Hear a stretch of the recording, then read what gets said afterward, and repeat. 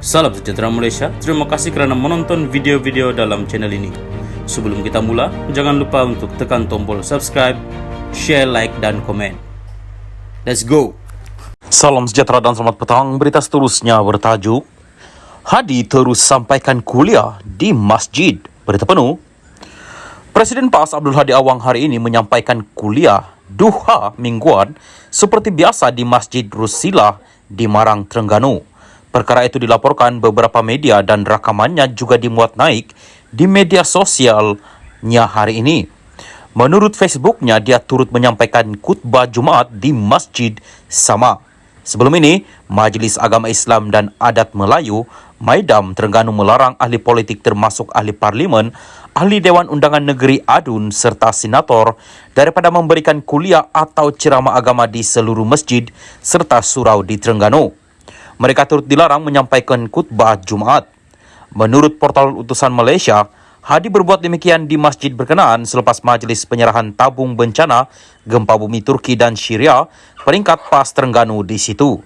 Berdasarkan maklumat terkini di portal-portal data terbuka sektor awam yang dikemas kini setakat 4 Mac 2021, nama Hadi tidak disenaraikan sebagai penerima tauliah negeri itu.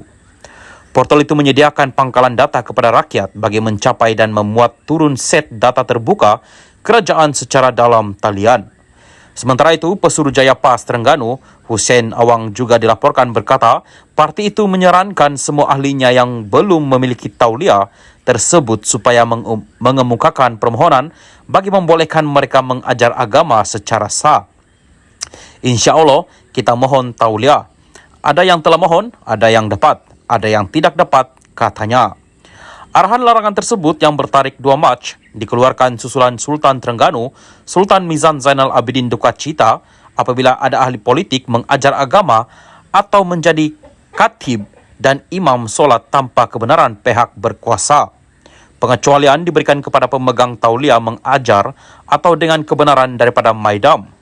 Hadi pada 4 Mac lalu menegaskan bukan menjadi satu kesalahan untuk ahli politik memberikan kuliah atau ceramah agama di seluruh masjid serta surau-surau. Sebaliknya, menurut Timbalan Pengurusi Perikatan Nasional PN itu, menjadi satu kewajiban untuk pemimpin bercakap mengenai politik Islam. Malah katanya, Nabi pun cakap politik dalam khutbah. Sekian berita. Salam Malaysia Madani. Salam sejahtera dan selamat petang kepada seluruh rakyat Malaysia dan pendengar berita panas hari ini dipetik dari Malaysia Gini. Bertajuk SPRM tahan Muhyiddin. Berita penuh. Suruhanjaya Pencegahan Rasuah Malaysia SPRM mengesahkan bahawa bekas Perdana Menteri Muhyiddin Yassin telah ditahan semasa memberi keterangan di Ibu Pejabat Suruhanjaya itu pada jam 1 petang tadi. Sebelum itu, Muhyiddin hadir untuk dirakam percakapan bagi melengkapkan proses siasatan akhir berhubung projek Janawi Bawah dan isu berkaitan. SPRM juga telah mendapat izin mendakwa daripada Pejabat Peguam Negara bagi menuduh Muhyiddin di Mahkamah Kuala Lumpur pada 10 Mac. Muhyiddin yang juga Presiden Bersatu bakal menghadapi beberapa pertuduhan mengikut Seksyen 23 Akta Suruhanjaya Pencegahan Rasuah Malaysia SPRM 2009 dan Seksyen 4-1B Akta Pencegahan Pengubahan Wang Haram, Pencegahan Pembiayaan Keganasan dan Hasil daripada Aktiviti Haram AMLA TFPU AA 2001 peti kenyataan Suruhanjaya itu. Sebelum ini, Malaysia kini melaporkan selepas 6 jam berada di Ibu Pejabat SPRM di Putrajaya untuk memberi keterangan, Muhyiddin dilaporkan masih belum meninggalkan bangunan itu. Tengah hari tadi, Ketua Pesuruhjaya SPRM Azam Baki mengesahkan Muhyiddin yang juga adalah pengurusi Perikatan Nasional akan didakwa esok. Sementara itu, sumber SPRM memberitahu Malaysia kini bahawa Muhyiddin akan menghadapi banyak pertuduhan jenayah di mahkamah di Kuala Lumpur esok. Menurut sumber yang dekat dengan siasatan, dia akan didakwa bahawa beberapa peruntukan mengikut Akta SPRM. Bagaimanapun, masih belum dapat dipastikan sama ada Muhyiddin akan ditahan semalaman sebelum dibawa ke mahkamah.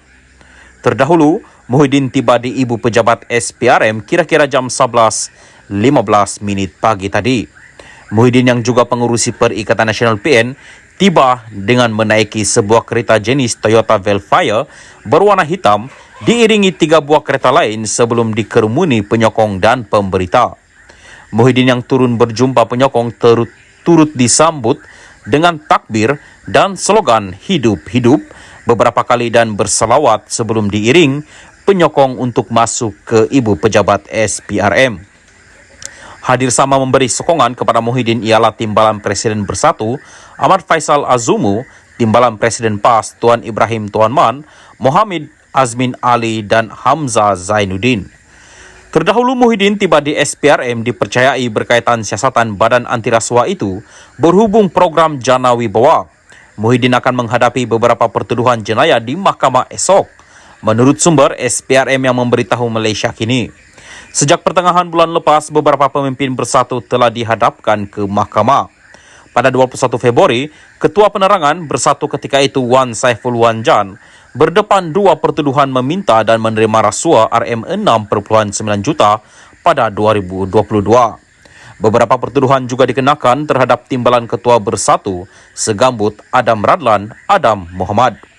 Menurut SPRM, pertuduhan-pertuduhan itu berkaitan skim Jana Wibawa, inisiatif yang mempercepat penyampaian projek bagi merangsang pemulihan ekonomi selepas COVID-19. Turut didakwa Teo Weng Cheng yang menjalankan perniagaan di kawasan Pago, kebetulan kubu kuat Muhyiddin.